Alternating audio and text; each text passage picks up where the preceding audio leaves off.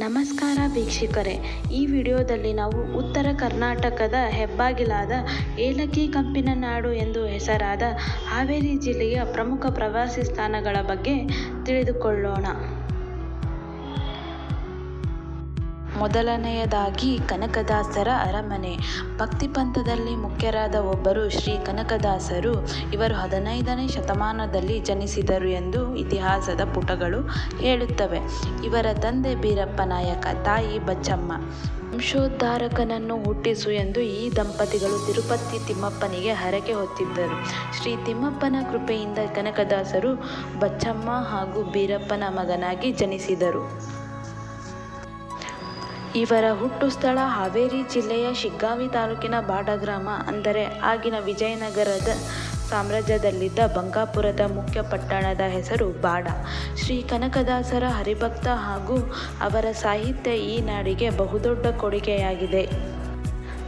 ಇವರ ಸವಿನೆನಪಿಗಾಗಿ ಕರ್ನಾಟಕ ಸರ್ಕಾರ ಕನಕದಾಸರ ಹುಟ್ಟು ಸ್ಥಳವಾದ ಬಾಡದಲ್ಲಿ ಒಂದು ಸುಂದರವಾದ ಅರಮನೆಯನ್ನು ನಿರ್ಮಿಸಿದ್ದಾರೆ.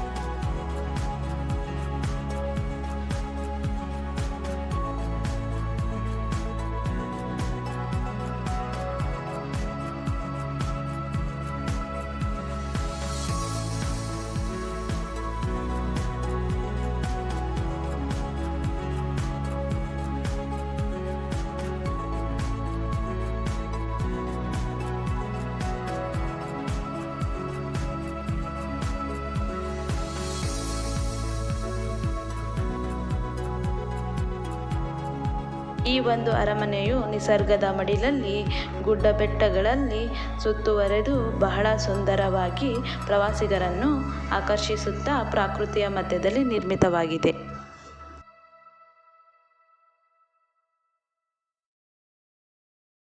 ಒಂದು ಪ್ರವಾಸಿ ಸ್ಥಾನವಾದ ನನ್ನ ಹುಟ್ಟೂರಿನ ದೊಡ್ಡ ಹುಣಸೆ ಮರ.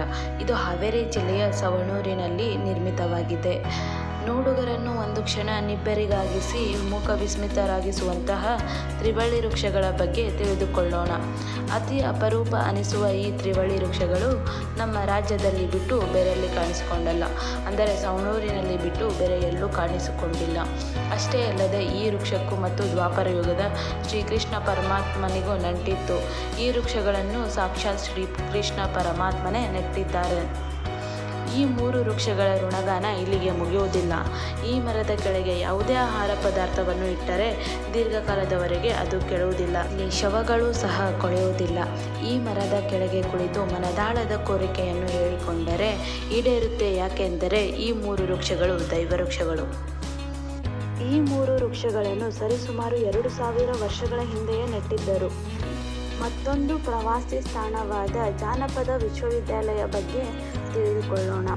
ಇದು ಹಾವೇರಿ ಜಿಲ್ಲೆಯ ಶಿಗ್ಗಾವಿ ಗ್ರಾಮದಲ್ಲಿ ನಿರ್ಮಿತವಾಗಿದೆ. ಒಂದು ದೇಶದ ಸಾಂಸ್ಕೃತಿಕ ಶ್ರೀಮಂತಿಕೆಗೆ ಆ ದೇಶದ ಸಾಹಿತ್ಯ, ಸಂಸ್ಕೃತಿ, ಪರಂಪರೆ ಮತ್ತು ಅಲ್ಲಿಯ ಜನರ ಜೀವನ ವಿಧಾನ ಅಳತೆಗೋಲಾಗಿದೆ. ಕನ್ನಡ ನಾಡು ಶ್ರೀಮಂತ ಇತಿಹಾಸ ಮತ್ತು ಪರಂಪರೆ ಹೊಂದಿದೆ. ಈ ನಾಡಿನ ಕಲೆ, ಸಾಹಿತ್ಯ, ಸಂಸ್ಕೃತಿ ಮತ್ತು ಜೀವನಾದರ್ಶಗಳ ಸಂರಕ್ಷಣೆ ಹಾಗೂ ಸಂವರ್ಧನೆಯ ಉದ್ದೇಶದಿಂದ ರಾಜ್ಯ ಸರ್ಕಾರ 2011 ಜುಲೈ 22ರಂದು ಕರ್ನಾಟಕ ಜಾನಪದ ವಿಶ್ವವಿದ್ಯಾಲಯವನ್ನು ಸ್ಥಾಪಿಸಿತು. ಸಂಪೂರ್ಣವಾಗಿ ಜಾನಪದಕ್ಕೆ ಮೀಸಲಾದ ಮೊಟ್ಟ ಮೊದಲ ವಿಶ್ವವಿದ್ಯಾಲಯ ಎಂಬ ಕೀರ್ತಿಗೆ ಇದು ಭಾಜನವಾಯಿತು.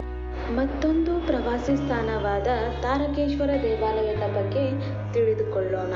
ಇದು ಹಾವೇರಿ ಜಿಲ್ಲೆಯ ಹಾನಗಲ್ಲಿನಲ್ಲಿ ನಿರ್ಮಿತವಾಗಿದೆ. ತಾರಕೇಶ್ವರ ದೇವಸ್ಥಾನವು ಭಾರತದ ಕರ್ನಾಟಕದ ಹಾನಗಲ್ನಲ್ಲಿರುವ ತಾರಕೇಶ್ವರ ಶಿವನಿಗೆ ಸಮರ್ಪಿತವಾದ ಹಿಂದೂ ದೇವಾಲಯ ಸಂಕೀರ್ಣವಾಗಿದೆ. ಇದು ಶಿವನ ವಾಹನ ನಂದಿ ಮತ್ತು ಅವನ ಮಗ ಗಣೇಶನ ದೇವಾಲಯವನ್ನು ಸಹ ಹೊಂದಿದೆ. ಈ ಸಂಕೀರ್ಣವು ಭಾರತದ ಪುರಾತತ್ವ ಸಮೀಕ್ಷೆಯ ಪಟ್ಟಿ ಮಾಡಲಾದ ಸ್ಮಾರಕವಾಗಿದೆ. ಇದು ಧಾರ್ಮಿಕ ಮತ್ತು ಮಿಲಿಟರಿ ದೃಶ್ಯಗಳೊಂದಿಗೆ ಕೆತ್ತಲಾದ ಮತ್ತು ಕನ್ನಡ ಭಾಷೆಯಲ್ಲಿ ಪಠ್ಯದೊಂದಿಗೆ ಕೆತ್ತಲಾದ 3 ಸ್ಮಾರಕ ಕಲ್ಲುಗಳನ್ನು ಸಹ ಹೊಂದಿದೆ.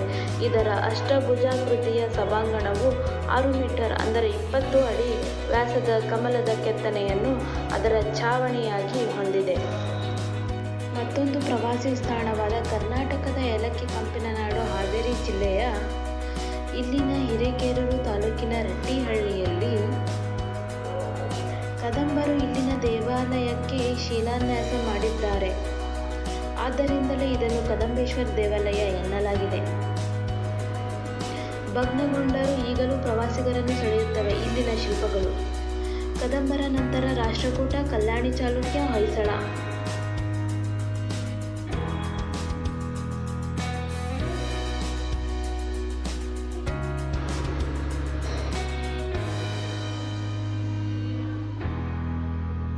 ಕರ್ನಾಟಕದ ಸಾಮ್ರಾಜ್ಯದ ಆಳ್ವಿಕೆಯಲ್ಲಿ ಜೀರ್ಣೋದ್ಧಾರ ಆದ ಈ ದೇಗುಲ ಕನ್ನಡ ನಾಡಿನ ಅಪೂರ್ವ ಶಿಲ್ಪಗಳ ಕೈಚಳಕದ ಸಂಕೇತವಾಗಿದೆ.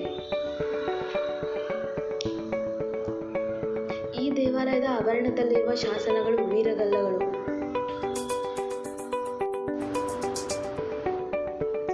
ಕನ್ನಡಿಗರ ಶೌರ್ಯದ ಕಥೆಗಳನ್ನು ಹೇಳುತ್ತಿವೆ.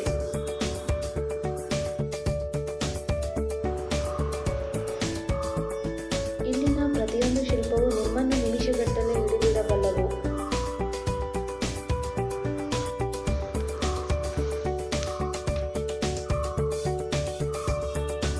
ರಾಷ್ಟ್ರಕೂಟರು ಇದನ್ನು ರಾಷ್ಟ್ರಪಳ್ಳಿ ಎಂದು ಕರೆಯುತ್ತಿದ್ದರಂತೆ. ಮುಂದೆ ಅದೇ ಹೆಸರು ರಟ್ಟಿಹಳ್ಳಿ ಆದದ್ದು ಈಗ ಇತಿಹಾಸ. ಶಿಲ್ಪಕಲಾ ರಸಿಕರಿಗೆ ಈ ಕದಂಬೇಶ್ವರ ದೇವಾಲಯ ಹಬ್ಬದೂಟದಂತೆ. ಕನ್ನಡಿಗರೆಲ್ಲರೂ ನೋಡಲೇಬೇಕಾದ ಸ್ಥಳ. ಮತ್ತೊಂದು ಪ್ರವಾಸಿ ಸ್ಥಾನವಾದ ದಕ್ಷಿಣ ಭಾರತದ ಏಕೈಕ ಗಾಯತ್ರಿ ತಪೋಭೂಮಿಯ ಬಗ್ಗೆ ತಿಳಿದುಕೊಳ್ಳೋಣ. ಇದು ಹಾವೇರಿ ಜಿಲ್ಲೆಯ ಶಿಗ್ಗಾಂವಿ ತಾಲೂಕಿನ ತಡಸ ಗ್ರಾಮದಲ್ಲಿ ನಿರ್ಮಿತವಾಗಿದೆ. ಇದು ಬರೋಬ್ಬರಿ 22 ವರ್ಷದ ಹಿಂದೆ ಕಟ್ಟಿದ ಈ ತಪೋಭೂಮಿ ಭಾರತದ 2ನೇ ಗಾಯತ್ರಿ ತಪೋಭೂಮಿ. ಮೊದಲನೆಯದು ಹರಿದ್ವಾರದಲ್ಲಿದೆ, ಎರಡನೆಯದು ತಡಸದಲ್ಲಿದೆ.